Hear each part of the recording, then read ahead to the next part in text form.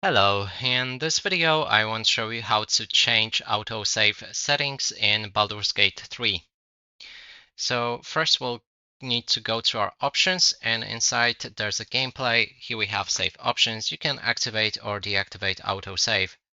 There's options to change maximum number of autosaves, and when we click on apply with the settings changed, we can go back to the load game, and inside we can find that we have 10 slots for autosaves. And another thing is that this is not quite the autosave that you would expect. So it doesn't save after a certain amount of minutes, like normally in other RPGs or games.